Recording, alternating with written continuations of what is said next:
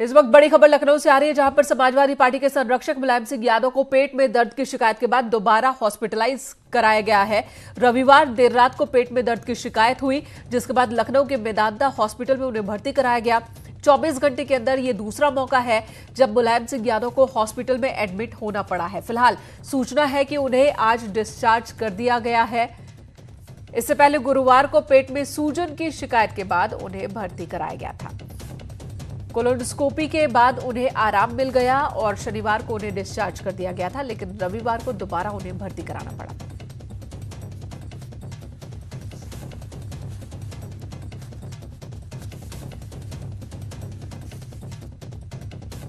पेट में दर्द की शिकायत के बाद दूसरी बार हॉस्पिटलाइज कराए गए मुलायम सिंह यादव, समाजवादी पार्टी के संरक्षक, रविवार को उन्हें हॉस्पिटलाइज कराया गया।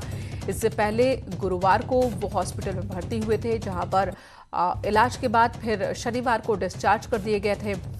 दोबारा उन्हें रविवार को ले जाया गया जब उनके पेट में फिर से दर्द की शिकायत उठी और मेदांता हॉस्पिटल में ही डॉक्टर्स ने उनका इलाज किया। खबर यह भी है कि उन्हें फिर से डिस्चार्ज भी कर दिया गया है। 24 घंटे के अंदर दूसरी बार हॉस्पिटल ले जाना पड़ा मुलायम सिंह यादव को। अलाउद्दीन हमारे सहयोगी इस वक्त हमारे साथ हैं। अलाउद्दीन, पूरी जानकारी दें। देखिए, मुलायम सिंह को इससे पहले गुरुवार को पेट में तकलीफ हुई थी। उनकी जो बड़ी आंत है उसमें जो है पूरी तरह से मल भर गया था। फिर 2 दिन वो भर्ती रहे थे लखनऊ के मेदांता में। फिलहाल उनको डॉक्टरों ने ठीक कर लिया था और शनिवार शाम में घर आ गए थे। लेकिन रविवार देर रात 11:30-12 बजे उनको कुछ दिक्कत और हुई थी, तो मेदांता वो गए थे। फिलहाल जो निदेशक है मेदांता का डॉक्टर राकेश कपूर, उन्होंने न्यूज 18 से फोन में बातचीत में इस बात की पुष्टि की है। फिलहाल मुलायम सिंह यादव की तबीयत ठीक है, अस्पताल से उन्हें डिस्चार्ज भी कर दिया गया है। वो अपने निजी जो उनका आवास है वहाँ वो पहुंच गए हैं। फिलहाल हल्की पेट की दर्द की वही शिकायत थी, उसी शिकायत को लेकर वो गए थे।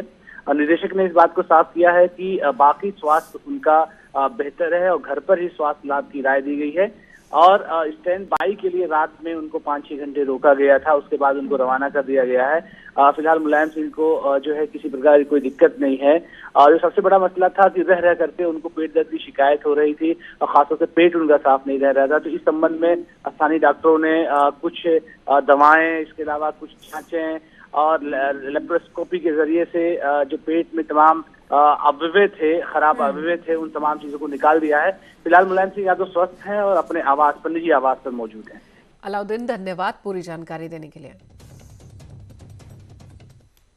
जब पूर्व प्रधानमंत्री मनमोहन सिंह को दिल्ली के एम्स में भर्ती करवाया गया। जानकारी यह है कि सीने में दर्द की शिकायत के बाद उन्हें कल रात एम्स में हॉस्पिटलाइज किया गया।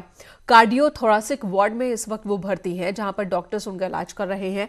87 साल के मनमोहन सिंह की हालत स्थिर बताई जा रही है। उनके सेहत को इस वक्त स्थिर बता रहे हैं डॉक्टर। कल रात हॉस्पिटल ले जाया गया था। सीने में दर्द की शिकायत हुई थी, उन्हें सांस लेने में तकलीफ हो रही थी, जिसके बाद उन्हें ले जाया गया और इस वक्त उनकी स्थिति स्थिर बताई जा रही है।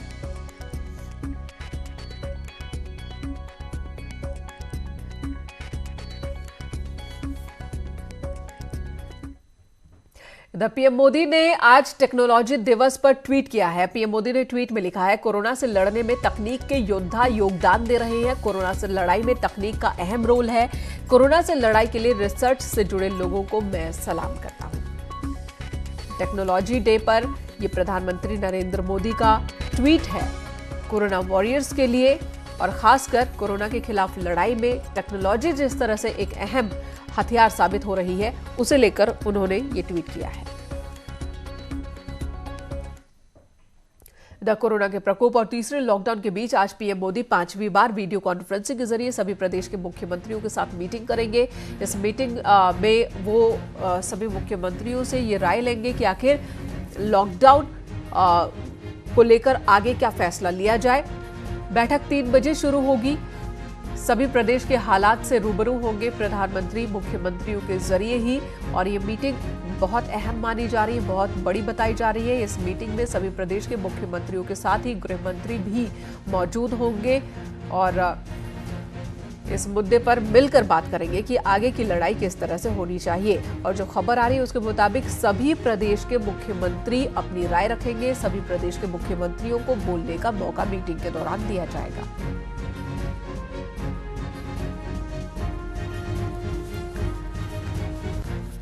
अनूप इस वक्त हमारे सहयोगी दिल्ली से हमारे साथ जुड़ गए हैं। अनूप, जैसा कि आपने बताया कि सभी मुख्यमंत्रियों को बोलने का मौका दिया जाएगा और अगर ऐसा होता है तो ये मीटिंग बहुत लंबी चलने वाली है, इसका मतलब?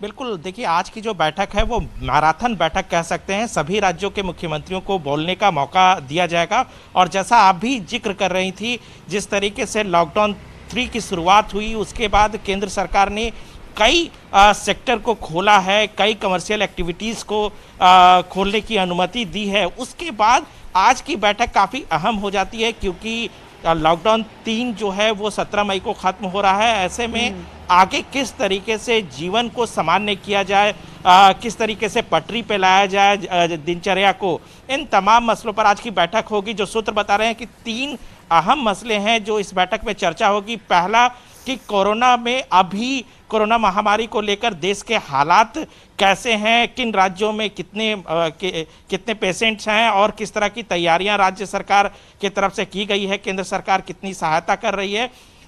दूसरी बात है कि आगे की रणनीति पे चर्चा होगी कि 17 मई के बाद किन किन क्षेत्रों को खोला जाए, राज्य सरकार किस चीज़ के लिए तैयार है। दूसरी बात है कि राज्य और केंद्र सरकार में किस तरीके से सामंजस्य को और बढ़ाई जाए, इस पर चर्चा की जाएगी क्योंकि पिछले दिनों हमने देखा कि जो श्रमिक स्पेशल ट्रेन चलाई गई उसको लेकर के कहीं ना कहीं 2 राज्य आपस में भिड़ते दिखे, केंद्र सरकार को लेकर के भी राजनीति हुई। तो इन तमाम मसलों पर आज की बैठक पे चर्चा की जाएगी।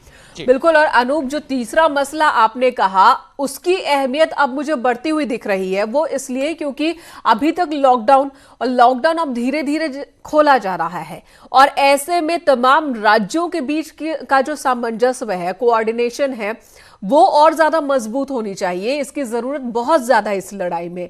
इसलिए तीसरा मुद्दा बेहद अहम है। प्रधानमंत्री की कोशिश होगी कि तमाम राज्यों को यह संदेश दे कि आप मिलकर काम कीजिए। केंद्र से भी अगर कोई कहीं सहयोग की जरूरत है, कहीं कोई परेशानी है, तो सही फोरम पर कहिए, बजाय इसके कि मीडिया में जाकर सिवाय राजनीति के।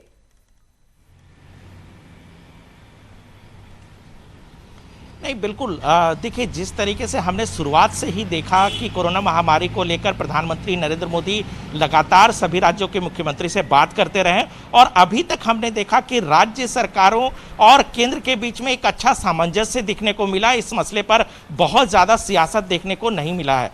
लेकिन जिस तरह से माइग्रेंट लेबर को उनके घर पहुंचाने का जो मसला है और केंद्र सरकार ने जिस तरीके से इसको लेकर पहल की, तो कई राज्यों के मुख्यमंत्री ट्रेन किराए को लेकर के आपस में भिड़ते दिखे। केंद्र सरकार भी इसमें इस पर सियासत हुई केंद्र सरकार को लेकर के। तो एक सामंजस्य किस तरीके से बिठाई जाए दूसरी राजनीतिक। बिल्कुल अनूप, क्या हम उम्मीद करें कि सभी प्रदेश के मुख्यमंत्री इस मीटिंग में होंगे? पिछली मीटिंग में दिल्ली के मुख्यमंत्री नहीं थे।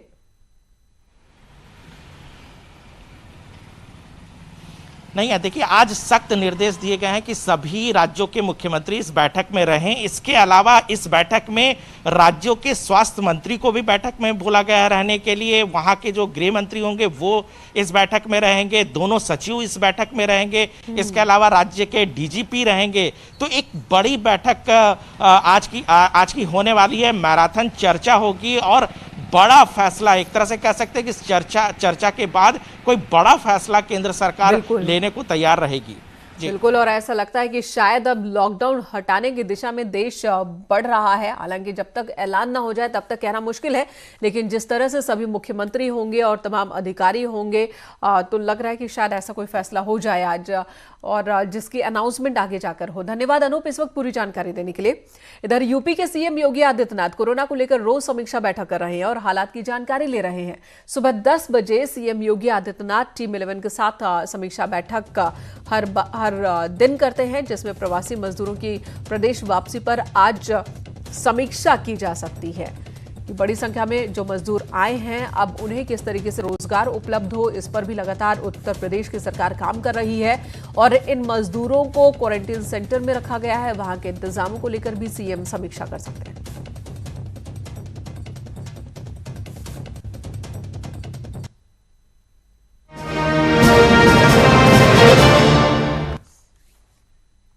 उत्तर प्रदेश की सीमाएं सील हैं, लेकिन बॉर्डर पर मजदूरों के आने का सिलसिला जारी है। सवाल यह है कि जब सरकार बार बार अपील कर रही है कि मजदूर पैदल घर वापसी न करें, तो फिर आखिर क्यों मजदूर पैदल घर वापसी को मजबूर हो रहे हैं? देखिए ये रिपोर्ट।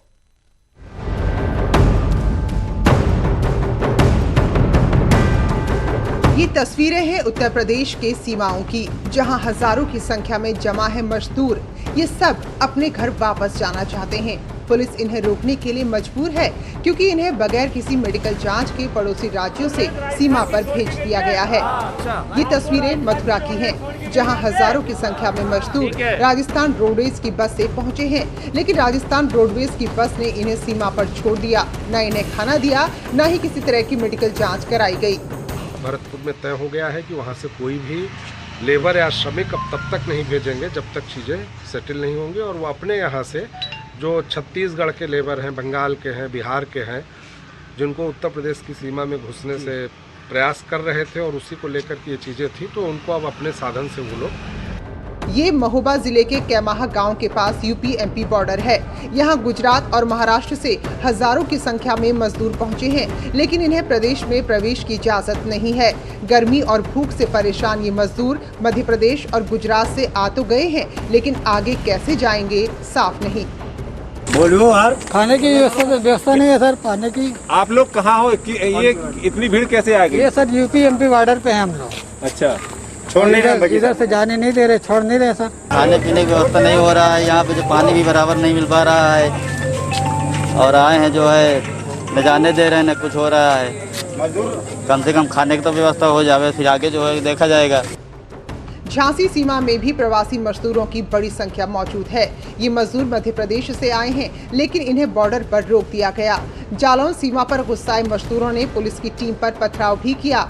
रक्सा चिरूला बॉर्डर पर भी मध्य प्रदेश से मजदूरों के पहुंचने का सिलसिला जारी है। दरअसल इन मजदूरों का कहना है कि जिन राज्यों से ये आ रहे हैं, वहाँ इनकी कोई मदद नहीं की जा रही। ट्रेन के फॉर्म कैसे भरने हैं, इन्हें इसकी जानकारी नहीं, और वक्त लगातार बढ़ता जा रहा है। बसों का इंतजार भी इन्हें करना पड़ रहा है, इसलिए अब ये पैदल ही घर वापसी कर रहे हैं। उत्तर प्रदेश सरकार बार बार अपील कर रही है कि मजदूर पैदल मार्च ना करें। सरकार सभी को उनके घर तक पहुंचाएगी, लेकिन जानकारी के अभाव में और पड़ोसी राज्यों में मदद ना मिल पाने की वजह से ये मजदूर पैदल ही चलने को मजबूर हैं। न्यूज़ 18 के लिए नितिन गौतम, मनोज कुमार के साथ अश्विनी मिश्रा की रिपोर्ट। तो सरकार मजदूरों के लिए स्पेशल ट्रेन चला रही है, लेकिन फिर भी कई जगहों पर मजदूर पैदल नजर आ रहे हैं, और इसी पर हमारे सहयोगी तमाम जुड़ गए अलग अलग जगहों से। ऋषभमणि त्रिपाठी लखनऊ से हमारे साथ हैं, अश्विनी मिश्रा झांसी से, नितिन गौतम मथुरा से और रचना उपाध्याय नोएडा से हमारे साथ जुड़ी हुई हैं। सबसे पहले ऋषभ की बात चलेंगे। ऋषभ, क्या वजह लग रही है आपको? बार बार ये कह रहे हैं सीएम योगी आदित्यनाथ की कोई भी पैदल न निकले, बावजूद इसके जगह जगह पर सीमाओं पर हम ये तस्वीर देख रहे हैं, लोग पैदल ही प्रदेश को निकल पड़े हैं।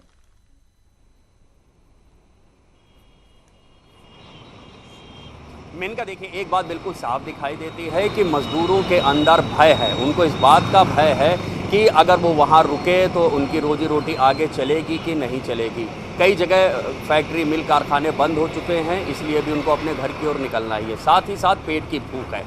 जैसे ही स्थिति ये आ जाती है कि बंद हो रहे हैं रोजी रोजगार, तो उनको पैदल ही निकलना पड़ता है, कई जगह किसी और वाहन से निकलना पड़ता है। हम इस वक्त जहाँ पर खड़े हुए हैं, ये कमता चौराहा है, ये लखनऊ को पूरब से जोड़ता है। आप देख सकती हैं यहाँ पर निकलने वाले हर छोटे बड़े मीडियम वाहन, खास तौर से महाराष्ट्र के नंबर के हैं, गुजरात के नंबर के हैं, मध्य प्रदेश के नंबर के हैं, और उनमें कई दर्जनों की संख्या में मजदूर लटके हुए हैं, बैठे हुए हैं। किसी के खाने का कोई भरोसा नहीं है। और आप देखिए, पुलिस भी यहाँ तैनात है, ट्रैफिक पुलिस भी यहाँ तैनात है, और किसी को रोका नहीं जा रहा है। सरकारें कहती ज़रूर हैं इस बात के लिए कि हाँ ठीक है, सबको इजाज़त दी जाएगी, सबका मेडिकल टेस्ट होगा, लेकिन एक बड़ी भीड़ दिखाई देती, समझ में आ जाता है कि ना ये मजदूर किसी से नज़र छिपा के आ रहे हैं, या सरकार खुद इनसे नज़र चुरा रही है, ये भी साफ नहीं हो पाता है। पुलिस यहीं खड़ी है, ट्रैफिक पुलिस यहाँ पे खड़ी हुई है, और ये मजदूर जा रहे हैं, इनके पास किसी के पास इजाजत नहीं है जाने की, बाहर के नंबर के। बिल्कुल ऋषभ, ऐसा लगता है कि नीति तो बना ली गई, लेकिन जमीन पर वो नीति उतरे उससे पहले उसकी तस्वीर बदल गई है। और जिसका खामियाजा सभी को भुगतना पड़ सकता है। मथुरा का रुख करेंगे, नितिन गौतम हमारे साथ मौजूद है। थोड़ी देर पहले नितिन जी जो बात हम कह रहे थे कि तमाम राज्यों के बीच सामंजस्य की कमी, और वो कमी का ही नतीजा है कि मथुरा में भी इतनी बड़ी संख्या में मजदूर राजस्थान से यहां पहुंचे हैं, बिना थर्मल स्क्रीनिंग के, बिना किसी सुविधा के यहां पहुंचे।